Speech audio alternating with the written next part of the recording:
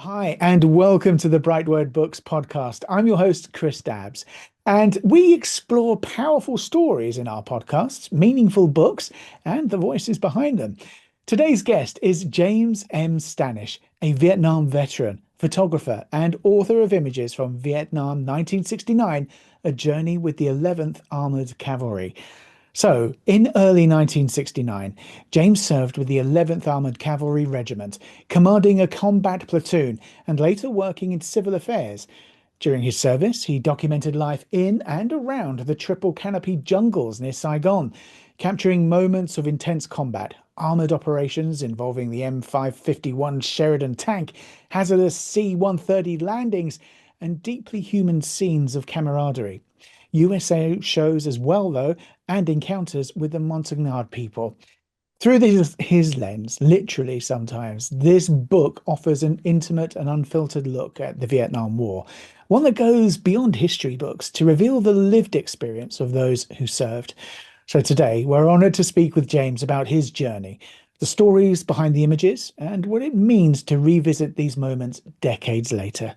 So, welcome to the BrightWord Books Podcast, and please join me in welcoming James M. Stanish. Well, James, it's lovely to meet you. Thanks for joining us. Glad to be here. Fantastic. Well, let's jump straight in. Images from Vietnam 1969 that captures both the intensity and humanity of the Vietnam War. But what inspired you to turn your personal photographs and memories into a published book? Well, I got a solicitation call from a publicist, and I began to think about my Vietnam photos. How they can go into a book and they'd be pretty good. So that's what I did, and so I started publishing it. Wow. Did it take a long time to get it all together? Oh yeah, it's taken especially the sales network, the Barnes and Nobles and those. That takes time. Yeah, sure. Those little technical parts that people don't really think about how much time it takes, because I guess we all enjoy doing actually putting the book together, right? So, a title, or the title, emphasizes a journey with the 11th Armored Cavalry. I mean, what does that journey represent to you personally, both during the war and, well, I guess now, looking back all that time ago? Well, as far as the 11th Armored Cav is concerned, uh, I always felt that it was the best way to travel in Vietnam because of your heavy armor protection and all the firepower. Firepower is immense. We could shoot almost steadily for 4 or 5 hours. Some people might run out of ammo, but so I am sure that in fact I could actually give you an example of what I'm talking about. And when we were reconnaissing a road, it was Highway 1. It connects Hanoi with Saigon. And at the time, our unit was operationally connected to the 15th South Vietnamese Division. So we took all of our command and control from the South Vietnamese. Now, what happened in this particular instance, a very well hidden rocket propelled grenade. We had stopped for a communications break, and a very well hidden rocket propelled grenade hit my last track, and it killed one of the gunners and the commander, and 4 others were wounded. And so once we got to where we were firing, got all our stuff together and started turning on that firepower, we went 4 hours continuous fighting with 2 airstrikes. We had to back off our airstrikes because they were firing these rocket propelled grenades, but they were going over our heads, fortunately. Yeah. So, but that just goes to show you we didn't lose one casualty in 4 hours of battle, 2 airstrikes. So we're did pretty good that day. Yeah, I'd say, to someone who hasn't served, I think it's amazing to hear these stories and, to learn what you people have been through. You guys have been through who've done this. I mean, how did your background, training, and your experiences as a soldier, I guess, influence the way that you saw that war and the moments? This is the interesting part, I think, the moments that you chose to photograph, because obviously during the battle you're too busy to photograph stuff, right? Yeah, I'll tell you what, I did not take photos while in combat or in contact. I was too busy. I was a platoon leader and I had to control my vehicle, talk to the driver. And then I had about 40, I had a total of 7 vehicles, and I had about 40 men that I had to lead. And I also had to communicate with the troop commander. So, my hands were full. I really couldn't. It's a lot of work. So, and responsibility as well, right? Oh So, yeah, I mean you're busy. I mean you're the last thing in your mind is the camera. no, of course, of course. And I think that this is the thing as well. You're a commander, you're a platoon leader, and you're a commander of men, right? And so when you began revisiting all these images, obviously decades later, right? Did you really figure that it would be emotionally challenging to you to look at those again? I mean, was it challenging? It must have been, surely. Yeah, well, I wasn't one to take my pictures and slides and then hide them up in the attic and go back there 20 years later. No, those pictures were always with me. People were always asking me to show them. I did presentations. I even have an interview that's on not podcast, but anyways, I've got a full presentation out there, and I did quite a few different presentations with my photos. Well, And that's so good. they were kind of active with me, through the entire time. All right. Well, yeah, I was to say that's good, and that's probably how the publicist found you, right? So, Yeah. which is quite good as well, Yep. right? Okay, so for readers who aren't necessarily familiar with how daily life in Vietnam unfolded, I mean, how would you describe the realities that your unit faced in the triple canopy jungles, around Saigon and stuff? Because we see it in some films, don't we? Is that realistic? I mean, what's your experience? Well, triple canopy jungle is uh, is not a place to be for anybody, Mm, because it's hot, it's sticky, it's got its snakes, it's got all, so you're really inundated with scorpions and that type of thing. But um, it just the air in the jungle is very still, and the temperatures are 95, 98 degrees. So it becomes very stifling. It's almost hard to catch a breath. It's still smothered like. And that, but we managed to get through.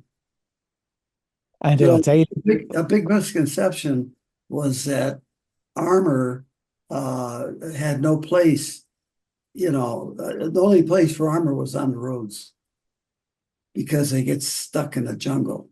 mm, And that's when we first came over to Vietnam. That was pretty much what we thought. The French had used armor, but their armor wasn't as heavy or as powerful as ours. So if you take a look at the terrain that's around Saigon, it's all flat and level. Now, during the dry season, where it doesn't rain for weeks upon weeks at a time, it becomes very dry and there's no mud or water to get stuck in. mm. So we just took our 52-ton tanks and we just poured through the jungle, knocking over trees and vegetation. So then the later armored vehicles would follow behind. But Well, we never got stuck too often, I'll tell you. no, right. Well, no, I guess you're right. Yeah, that makes sense. I've never thought of that really, but if you're in the dry season, that makes life easier. If you're in a 52-ton vehicle, as you say, barreling through the trees and everything else, making a path, then I guess that makes life easier. I'm not saying it's easy, but it makes life easier, right? Because I can't imagine that like knocking over the trees or foliage or whatever else can be pleasant when you're sitting inside it, right? So bang, bang, all that sort of stuff. So it must have, shaken things off, or shaken you around for sure. I mean, it's not a simple thing. And your book shows, you show everything from fierce combat to moments of quite quiet, camaraderie. I mean, how did these contrasts shape your understanding of that war? Or did you not really have time to think about understanding the war? You were just in it. Yes. Well, we didn't think too much about why we were there. I mean, you get over that in a hurry Yeah. because there's nowhere else to go. So we didn't speak that much about why we were there or what we were there. The only thing that was important to us was our short time calendars and how many days we had before we would leave the country. Yeah. So that was important to us. Not surprising, right? I mean, we live for it. I mean, that's what we live for. They used to say now back in the world, and the US being the world, uh, that that's all we thought about. If it wasn't for that, I don't know, we wouldn't have our morale wouldn't be very high. No. No. Well, no, exactly. At least you had something to sort of like at least hope for, right? I think we all need that, but especially when you're in a situation like that, I get it, right? So, looking at your photos, then, I mean, a lot of them sort of highlight military technology. Am I pronouncing it right when I say the M551 Sheridan, or is it M551? Yes, Right. So sure. the M551 Sheridan tank that you Right. featured that obviously. I guess that was the vehicle that you were in mostly. And the C-130 as well, landing and all of that sort of thing. I mean, how important were these elements to the story that you wanted to tell? In other words, the tech really. Well, they were practically in all my pictures, at least in the beginning of the book. And they were very essential because it gave it a lot more depth, and to the scene. Most of the pictures that you see in Vietnam are infantrymen that are scurrying around the jungle, and then you might see a few helicopter lifts, But with us, we had boom, we had a lot of things going for us. So So exactly. I think it's interesting as well to see it from that point of view, isn't it? It's not just, as you say, it's not just jungles and leaves and stuff. There are other things involved, right? So, right. and talking of which, your photos include encounters with the Montagnard, or is it Montagnard tribe? No, this mountain, we just call them Montagnards. Mountaignards, right? That makes sense, right? In French, that's mountain people. Oh, okay, right. There we are. So Yeah. that's it. So okay, so with the Mountain Montagnard or whatever, sorry if I've upset anyone with that. But what do you think that readers, our readers should really understand about their role and presence during the war? Because to be honest, I've never heard of them. So, well, how did they work out? Say again. Yeah. I've never heard of that tribe. So how did Oh, they sort of help out? okay. The Montagnard tribes go back about 1,000 years, and they haven't changed their culture or their ways one bit. They're just like they were 1,000 years ago. If you bring them a case of soap to wash in, they'll take the soap and sell it to the South Vietnamese. But they're clean people. They rinse themselves 2, 3 times a day, Yeah. and they get all the gnats, bugs out of their hairs and all that. But they're relatively clean people. And anyways, there's 50 different tribes, Montagnard tribes. Uh, some are up in the Central Highlands of Vietnam, and then some are in Cambodia. And but they were fairly mild people. they didn't cause anything, this theft or nothing like that existed for them. And what the special forces did was they formed combat groups of Montagnard people that were volunteering to fight. And they did a pretty good job, you know, and but they fought against mainly the VC because the VC they were haggling them a lot, you know. So All right, well, see, I wondered whether or not they were neutral kind of thing, but it'd be very difficult to be neutral, I guess. So yeah, okay, but that makes sense as long as I was going to say as long as they took a side, but I mean they prefer to be neutral, right? I think most people would do in a a thing like this. It's such a the Vietnam War is often sort of like seen as a big political thing, isn't it? Really, rather than anything else. I mean, what do you think about what some people have said about the conflict and the soldiers who served? Because there was a lot of negative sort of stuff around oh then, wasn't yeah, there, about the war? yes. The negativity was immense, during the Vietnam War, and people would stop listening to you after a while or go on to another subject, and they just weren't interested. And then something happened in 1982. They put up the Vietnam Wall, and inscribed on the wall is 58,000 people who died during the Vietnam War. And I think that had a different impact on people. That was very brilliant. And somebody could actually see or take a little walk and see all them names. And it was very well done. And I had some of my friends were on the Vietnam Wall. They're still there. Yeah, yeah. Well, yeah. I mean, it took some time, obviously, for that memorial to appear, but it's clearly good that But it's there. the thing is the people began to embrace Vietnam veterans. They stopped spitting on them. They started to respect them. Mm. In fact, so much so that there was a lot of people that said they were in Vietnam that weren't. They get the notoriety, the attention. Yeah. And there's a good book out there. Uh, it's about all of this phony war stuff. And it's Stealing Freedom. Oh, no, I get the name of the book now. But anyways, stolen, yeah, stolen valor. That's the name of the Stolen book. Valor. And I think it's still available. And it's got, some of the Hollywood stars that said they were in Vietnam that weren't, Yeah, and a whole range of people. amazing.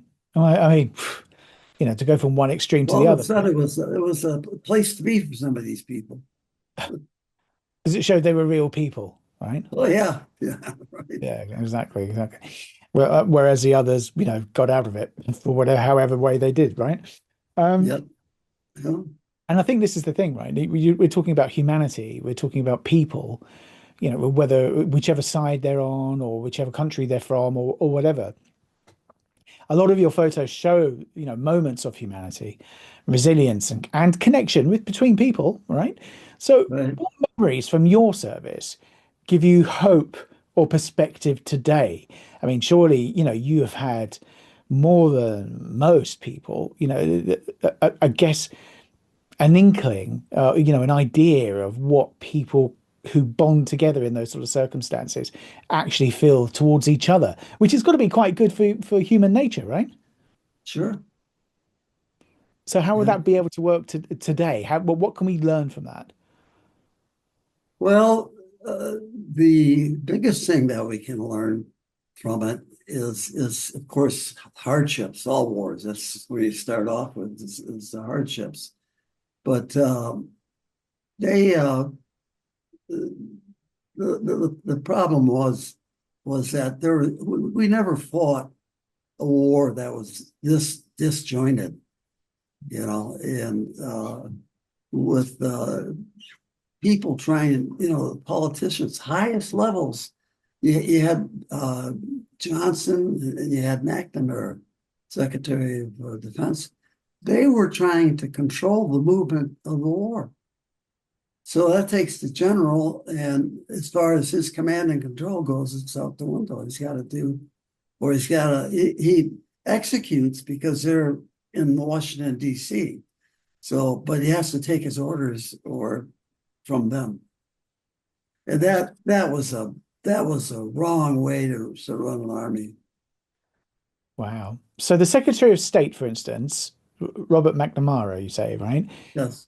Yeah. So he was ordering troop movements and stuff to the generals in the field Yes. on an Yeah, operational basis. he was they would tell you where to go, what sector. Which sector? I mean, literally down to that level. Well, yeah, I Yeah. mean, you can understand, obviously, in any war, I guess, you're going to get political people telling the generals what to do in a certain way, but not so in depth and so hands-on, right? So, Right. yeah, it's no wonder that some people thought that it was just, a crazy way to do things, as you've mentioned. Okay, well, let's go back to how you put the book together, really, because I'm interested to know how you chose the photos that you're going to include in the book, because you must have had so many that you didn't put into the book. So how did you choose those? And was it a case of having a story with the photo as well? Well, every photo had a story, Yeah. and that's pretty much the way I kept it. I would describe what it is and what happened and so on and so forth. Uh, but as far as the photos themselves and picking them and choosing them, I think that it wasn't really difficult because I was so intimate with these shots and knew so much about them. And I also have a little bit of photo talent and also some, now I have publishing talent. So, but anyways, that was pretty much it. Yeah. So, I mean, do you have like a favorite couple of photos you can tell us about? Yes. The one photo, I don't know if I may have described it earlier. It was a heavy contact area, Right. and the enemy left, and so then I grabbed my camera. So the threat was gone. At least we hope it was. But anyways, so I went and took some pictures, and the one picture that I really like is it shows the battlefield still smoldering, all the trees, triple canopy jungle, all busted down in the open. It has a bomb crater in it, and we counted over 40 dead enemy, in that area, and one of them was a Chinese because he's over 6 foot. Vietnamese, a tall Vietnamese is about 5'8", 5'7". Yep. Wow, amazing. So you actually, yeah, so you saw the influence of the Chinese there. Yeah. Wow. So as Yeah, someone he who, was an advisor, because he had really clean clothes on him. gotcha. Yeah. Yeah. Yeah. Wow. Okay. So, I mean, this is the thing. So someone who's actually lived through these events, right? So all the hardships and everything else. So how did you balance historical accuracy with personal storytelling? Uh, you know, Well, I think they're joined at the hip, really. One does one thing and the other one does another thing. mm, The historical, gives you the background and how they got there and what's going on. Whereas, the soldier that tells the stories gives it a level of intimacy, that you just can't get in, historical book. no. So they both, I think, are very, very, work well together. Amazing. Well, yeah, which is great, which makes the book even better, right? So we're running out of time though, James, now, but let me ask you, what do you hope that your readers, okay, so whether they're veterans, whether they're younger generations, or basically anyone learning about the war, what do you hope that they take away after reading images from Vietnam 1969 and seeing how you saw the conflict? Well, first of all, it's another war. You could say the same thing at the Battle of the Bulge. I mean, it's a battle area, and I think the biggest thing is what I mentioned earlier. I'd hate to see us ever get caught in another war like Vietnam. Because it was there was phoniness, lies, fake reports. They finally got into the Pentagon, and there was a lot of stuff that shouldn't have been. So hopefully we don't do that, and we learn a lesson from that. Mm. And I know in the uh, Middle Eastern wars, they went well. They went for quite a while because the enemy was so invasive. But we had every right to declare war on them because they did the Twin Towers, which was the greatest sneak attack since Pearl Harbor. Mm. And still thousands of people died. So we had the rights to go in there. But the trouble is they're so evasive. They can hide in so many different places. And it's very difficult because they don't necessarily fight uh, with tanks and conventional line assaults and stuff like that. They're usually trying to sneak up on you. Yeah, it's like guerrilla warfare, right? So I think yeah, that's the thing. And I mean, I'm no expert with the Vietnam War, but I know that it was something to do with going in after the French left, as you were mentioning, the French. So there is some interesting history behind all of this as to how it all started. So yeah, I mean, that's something that we all have to take away, especially those who haven't served in anything. But finally, what advice then would you give to others, authors who want to share their wartime experiences? Now, whether that's writing, photography, or storytelling, whatever it is, what would you urge them to do, first of all, before they start? Now, are you talking about Vietnam veterans? Well, I guess so. Okay, but any veterans, really. It doesn't matter which Uh, conflict. well, the thing is, well, what they should be doing is they should be showing any pictures and stories that they have, and they need to share those. Too many people are quiet and they're bottled up and they don't say nothing because they had so much fear. Mm. But if you do that and start talking about it and exposing, what you did and how you did it, and eventually you'll gain your own acceptance. It makes it a little easier. It's been 56 years since I've been in Vietnam, and I would say for almost half of that, uh, I was having bad dreams, and it was difficult. It was difficult. My wife was almost afraid to sleep with me because I get this restless leg syndrome to try and kick her out of bed. Oh, wow, wow. Gosh. So, but it went away. It lifted. Yeah. But then I think a lot of it was not holding anything back and describing it, Mm. you know, Getting it out of your system, right? getting it out of your system. Exactly. Yeah.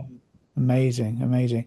But I've just got one last question then, really, which comes back to choosing the shots that you're going to use and stories. I mean, did you ever come across any issues where perhaps you thought, hang on a second, this might be classified, some of your shots or anything like that, or were they all fine? Well, uh, we just got funneled down orders. More of the classified stuff will be up at brigade and the squadrons and the battalions. There are S2 people, and then they would cut orders. And if the secrecy was to stay with them, then yes, we would have secret orders. So yeah, that's fine. I mean, I wondered about that. That was all. But James, listen, thank you for joining us on the BrightWord Books podcast. It's been Okay. fantastic talking to you. And thank you for sharing your remarkable story and all the unforgettable images from Vietnam 1969. A journey with the 11th Armored Cavalry. You know what? It's more than a photographic record, isn't it? It's a deeply personal and historical testament to the complexity of war through technology and the strength of human connection and the importance of remembering those who lived through it, like you, right? So, for our listeners, this book offers a rare opportunity to see the Vietnam War through the eyes of someone who was there, capturing not only conflicts, but courage, resilience, and humanity. So, James, listen, thank you again for joining us, and thank you for your service and for preserving these stories for generations to come. And thank you to our Well, listeners. yeah, well, thank you very much for having me. No, it's been I, wonderful. I always tell the stories of Vietnam. I don't hold anything back. I pretty much uh, I talk about it. Good. I think that's good. So I hope that we'll hear from you again with your next book. Is there Yeah. one coming? Not right now. Well, bear it in mind. Okay, Yeah. then. Well, thank you to our listeners for tuning into the BrightWord Books podcast. And if you enjoyed today's episode with James, be sure to subscribe, share, and join us next time as we continue to spotlight meaningful books and the voices behind them. Until next time, this is the BrightWord Books podcast. Goodbye.